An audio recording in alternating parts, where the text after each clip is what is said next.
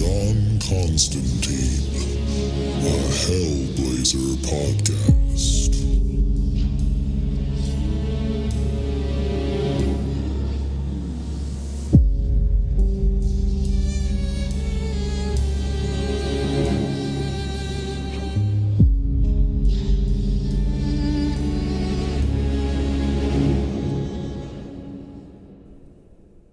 Hey there, everybody, and welcome back. Before we get into the episode, just want to let you know that this is the free version of the podcast, and all that means is that we are way behind where I'm at in Patreon. So if you are loving this podcast and you need more John Constantine in your life, definitely go check us out at patreon.com/planes, trains, and comic books and sign up for the Hellblazer tier, where you'll get access to the entire Hellblazer library that I've recorded so far.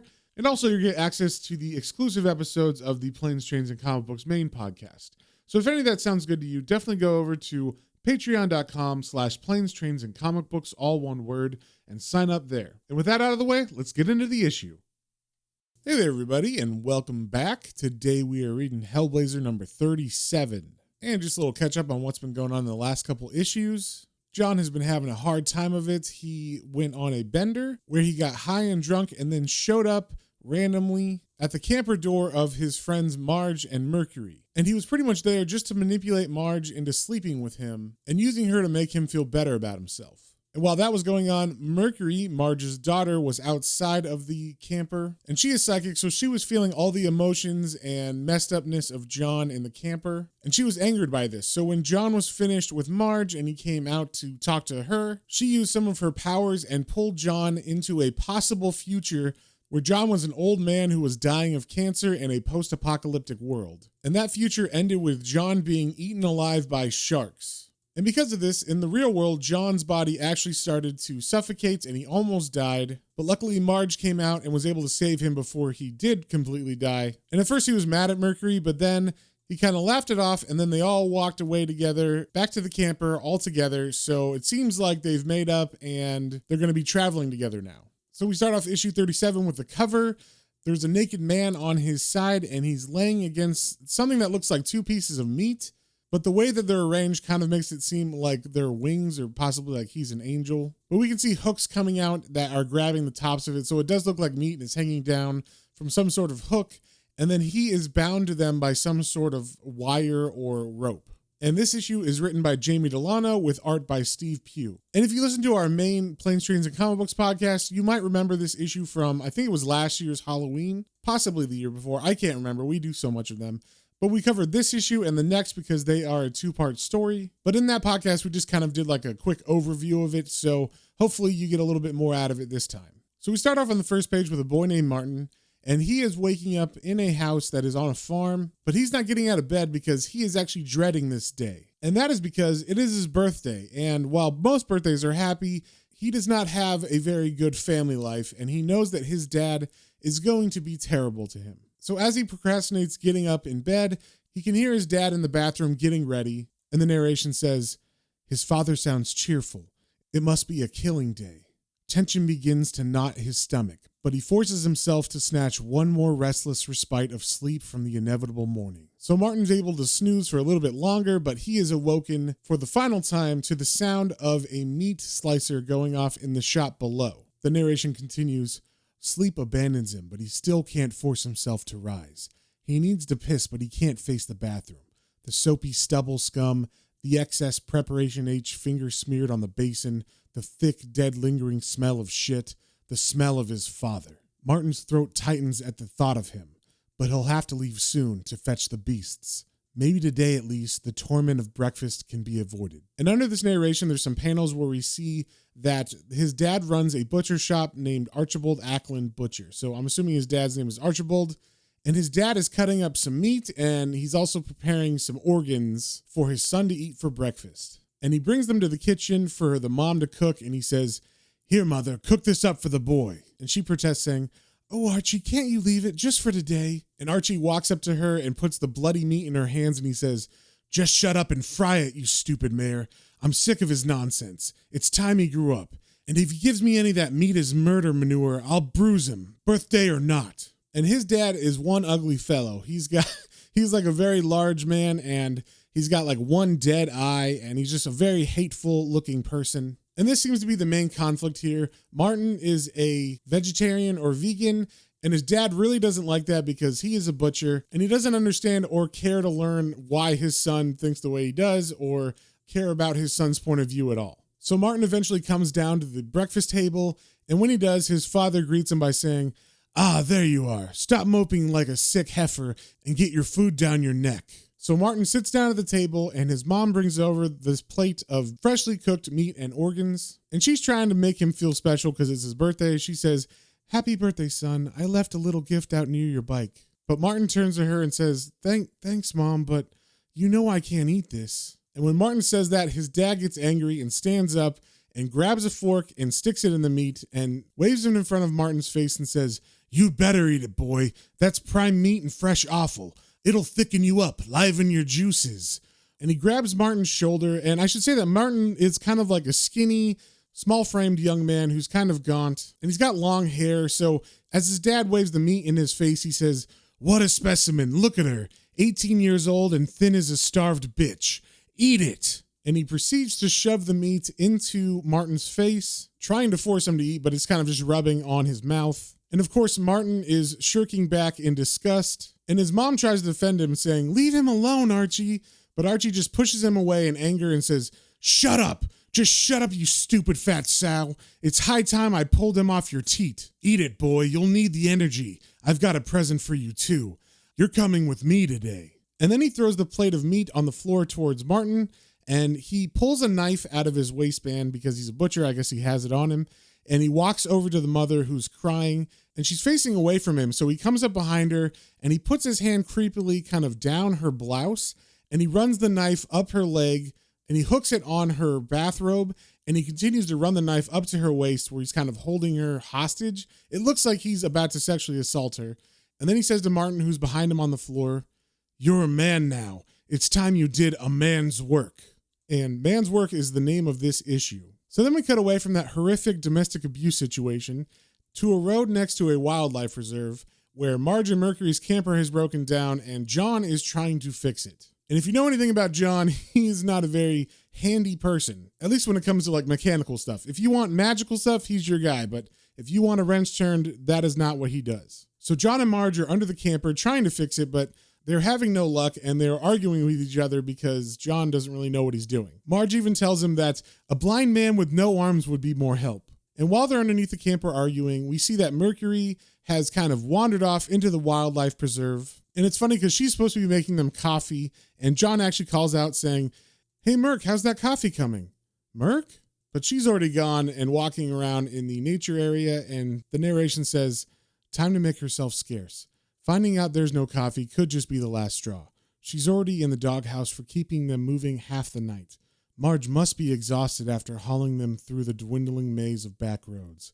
There's a good reason for bringing them here, wherever here is, but Mercury can't explain what it is. She doesn't know herself yet." So we find out through the narration that while deciding where to go to next, Mercury told them that she had an intuition that they need to come to this area. But she doesn't know why, she just has a feeling about it. She's also regretting how she treated John in the last issue, and while she thinks, the narration says, life on the road had been improving daily since John had started to relax. Her too, if she was honest. They were starting to find the flow again. Pushing John towards his terror had been a monstrous thing to do. Even here alone, the memory of her arrogance colors her. Sometimes she must come on as a horribly precocious brat, and it's all just an act. She doesn't really know anything. Marge had been pretty frosty with her for a while, but John had been great. He nearly died, but he just shrugged it off. He said he'd have done the same himself. And apparently John has been talking to her and trying to help her understand her psychic powers better. And he's been saying that she can use her terror as fuel, but also that she needs to be careful because it can be addictive and you can burn out your sensors. And she understands what he's saying, but she's not sure she agrees with him. She doesn't understand why it has to be terror that she would focus on. Why can't it be love or hope? So while she's wrestling with these ideas and in her own thoughts, we see that someone is watching her with binoculars from some bushes. And we see that that person is actually Martin, and the binoculars are what his mom gave him for his birthday. But what he doesn't know is that Mercury's psychic, so she can actually feel someone watching her, so she gets up and moves. and Martin loses sight of her until she actually comes around the bushes and just says, hello. And of course, this scares the crap out of him, but Mercury doesn't really pay any attention to that and just keeps talking to him. So she asks to borrow his binoculars, and he lets her. And when he takes them off his face, we see that he has a black eye. And she asks how he got it, and he says that it's a birthday present from his dad. So they continue to talk, and Mercury tells him about John and about her mom, Marge. And they also introduce themselves to each other. And it definitely seems like Mercury is smitten with this boy right away. And he seems to be into her too, but of course he's kind of shy. So she's kind of controlling the situation, and she invites him to come down to their camper and have her mom, Marge, look at his eye. So as the two kids come out of the wildlife preserve, John and Marge are still arguing about fixing the van, and it seems they're going to be stuck there for a while because the camper needs a new radiator hose. And of course, they're kind of up in the middle of nowhere, so that's going to be hard to come across. So Mercury kind of runs up to them, dragging Martin behind her, and introduces Martin to them. And everybody says hi to him, but John, of course, looks at him and sees the black eye and says, oh man, looks like you need a steak for that shiner. Which is probably not the thing to say because he got that shiner from not eating steak. So Marge puts some ointment on the black eye of Martin, and then he and Mercury go outside to hang out while John and Marge talk. And it seems they both pick up on the fact that Mercury definitely fancies Martin, but other than that, they don't really know what to make of him. Then we cut to the conversation that Mercury and Martin are having outside, and Mercury asks Martin, so if you hate it at home that much, why don't you just leave? And Martin says, it's my mom, I suppose. I don't want to leave her on her own with him. And as he's talking, we see that there's a livestock truck pulling up next to him, and it is his father. And he's got a livestock truck full of pigs ready to bring to slaughter. So Archie sees Martin and says, get over here, boy. You've had long enough to lick your wounds. I told you, there's work waiting. And John apparently hears this truck too, because he comes out from the camper and sees Mercury talking to Martin's dad. And Mercury's saying, hello, you must be Martin's dad. I've been hearing all about you. And Archibald says, what of it? And then he grabs Martin by the hair, and as he does that, Constantine walks up and flicks a cigarette at him, and Archie looks over and kind of sizes up John and says, who's this bloody bunch of jippos you took up with then? Ruddy peaceniks, I'll bet. And John just looks at him and says, don't bank on it. And they're just staring at each other, posturing, trying to look tougher than the other guy. But then Archie sees that Mercury has gone around to the back of the truck and is looking at all the pigs in the back that are all scared and freaked out. So he drags Martin by the hair over there. And as he does, Mercury says to him, why don't you give these pigs some water? They're hot, crowded, and terrified. But Archie just goes up to her and says, mind your business, girlie. They don't need water. They'll be dead in a couple of hours, the slobbering beasts. And then he punches one of the pigs in the nose, because he's a total dickhead. And at that, John goes over to confront him even more, maybe escalate the situation, and he says, now you're a nice bastard, aren't you? But as he walks towards Archie, kind of aggressive, Archie yells the name Churchill, and that is the name of his super aggressive dog that bursts out of the passenger side window and begins to growl at Constantine. And Archie says, any closer and he'll chew you off at the neck. So John backs off, and he says a funny line where he says, Christ, I'm sick of dogs. And that's a callback to one of the previous issues. I don't remember. I think it's issue 33 or 34, where he's almost killed by a junkyard full of dogs. So Archie gets back into the truck along with the dog and Martin. And as he does, Mercury says, well, you know what they say, don't you? Big dog, small dick. And this cracks John and Marge up. But Archibald is super offended, and he says, you dirty mouth little slut. Her hide needs a tanning. And with that, Archibald and Martin drive away. And Constantine says, you certainly know how to pick 'em, Mercury. And Mercury says, it's not Martin's fault he's got a terrible father, is it? Just lay off, okay? And she kind of storms off, and then John turns to Marge and says, whoops, looks like love, Marge. And Marge does not look very happy to hear that. So she follows Mercury in order to kind of have a mother-daughter talk about this new boy that she met. So she says to Mercury, it's no good brooding, love. And Mercury says, I'm not. I'm thinking. He's really a nice person, Marge. I mean, really. I can tell, you know. And then Marge kind of gets a sly smile on her face and looks at Mercury and says, quite good looking, too. And Mercury says to that, yes, I thought so. And then they walk together for a bit, and Mercury says, it's not right. I can't stand it when things are trapped.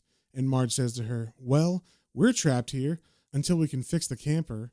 We'd better get moving, see if we can hitch to a town. And Mercury says, no, you and John go. I need to stay here. But Marge is not happy when she hears this. She's kind of worried for Mercury's safety.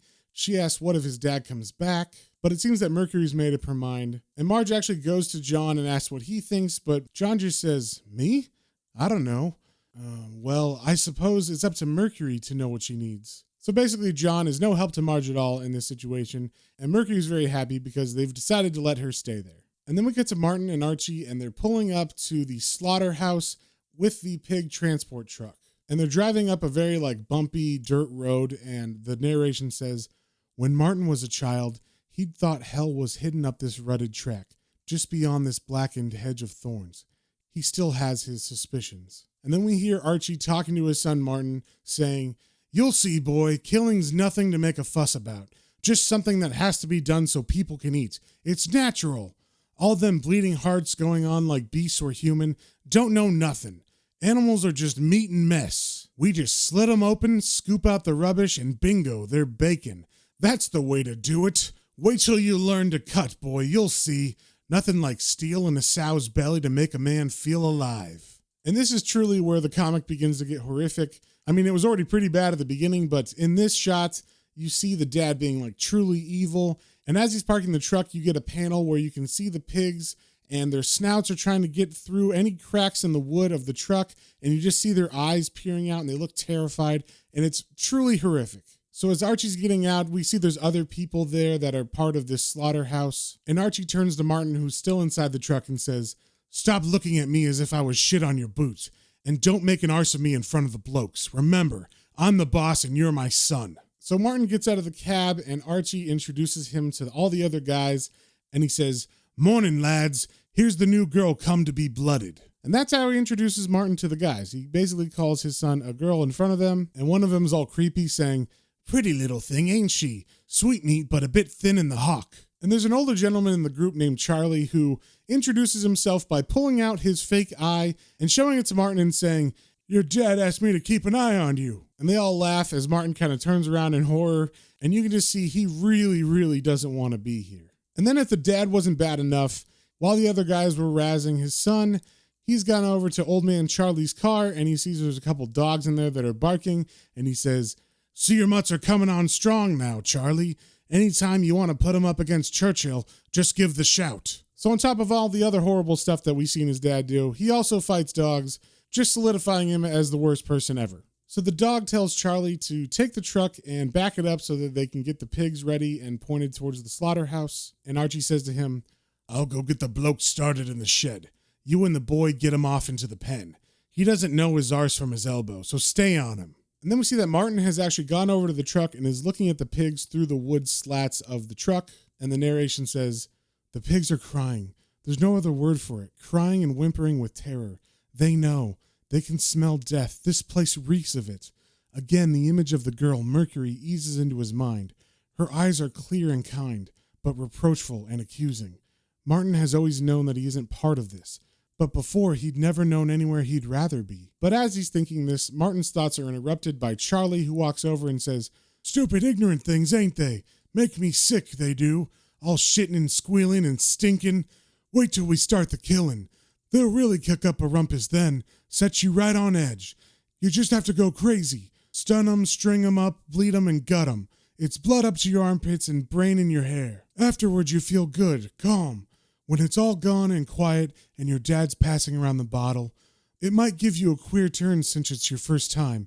Best get the stench out of your lungs quickly. Keep your breakfast down. And with that pep talk, I guess, Charlie gets in the truck and begins to back it up. And he tells Martin that he will shout when he is ready for Martin to open the gate. But as we've seen in Martin's previous thoughts, he is having an inner struggle of what to do here. And the narration says, only following orders. If he doesn't cooperate, it'll happen anyway. Maybe he can make it easier for them. He feels strange. There's a pressure, a ringing in his head. He can almost feel her, watching him, waiting for him to do what's right. And right here, he decides to not go along with what's going on. So he opens the gate on the truck early, and he lets all the pigs out, trying to get them to go free. And then we cut to Mercury, who's still waiting in the camper. And just like he was thinking about her, she's thinking about him. And the narration says, how can she like him? His father's a mad butcher, and he's gone off to work in a slaughterhouse. Mercury feels infatuated, like someone in a romance novel. She doesn't even know him, but she knows he's what brought her here. He's the trapped thing she's supposed to free. So with that, she gets the binoculars that he left there, and she goes off to find Martin. And she's mostly doing this by using her psychic intuition. As she walks, the narration says, Yes, if you are quiet and still, if you lay your hand to the ground, you can sense it, the heavy, somber pulse of sickness. If you sniff even the briskest wind, you can taste it, faint but sulphurous.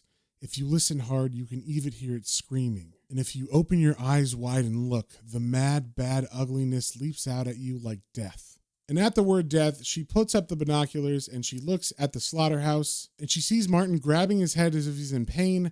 And we see the men have already gathered all the pigs that ran off into one pen, but there is one stray pig that is getting mauled to death by Archibald's dog, Churchill. And when she sees this, she just comes running without any thought of her own safety and says, "Hold on, Martin, I'm coming." And then we cut down to the slaughterhouse where the men are finishing getting the pigs back into the pen area, and Charlie's saying, "Go on, get your fanny in there, you old fat slag," as he kicks the last pig into the pen. And then Charlie goes over to Archie and says, "That's the last of the silly bitches, boss, except for Churchill's one, that is." And then Archie turns to him with a very, very hateful face and says, "No, it ain't. Not quite. You missed the runt." And then Archibald goes over to his son Martin and picks him up and throws him into the pig pen and says, "You love the little piggy wig so much, I'll treat you like one. That's what happens when you marry a sow. You get pork for a son." And then as Martin is still in the pig pen, terrified, Archibald tells the other men, "Come on, let's get these whores dangling. Don't worry if they're still twitching a bit. We've got killing time to make up." And then we see the men get to work slaughtering the pigs. We see Charlie take a bolt gun to the head of one of the pigs and then string it up, and then he's going to swing it over to Archibald, who's got a knife, and Archibald says, "That's it. Swing her down. Come on, my fat beauty." And then he slits the pig's throat and bleeds it out, and as he's doing that, he's saying, "Come to daddy." And then we cut to Martin in the pig pen, and the pigs are freaking out because they're terrified. They're sensing the death that's happening all around them, and the narration says, "Blood, shit, rank sweat and terror. Wide, horrified eyes, hard, bristling panic. Pressed with all the other dumb beasts, Martin scrambles, kicks, and struggles into the corner. Each of them is equally desperate to be furthest from the goading men, prolonging futilely the time of their helpless delivery to grinning oblivion." And the last panel is a very sinister shot of Archibald grinning evilly as he holds a bloody knife. And that is the end of this issue. Like I said, it will continue in the next one. And also, I should say, we are nearing the end of Jamie Delano's run. His run ends at issue 40. And then after that, we get to the run that is generally considered the best run of Hellblazer, and it is by Garth Ennis. And I can't wait to get into that stuff with you guys. So if you guys have any comments, questions, or suggestions, you can email me at planestrains and comic books, all one word, @gmail.com. And with that, we will see y'all in the next one.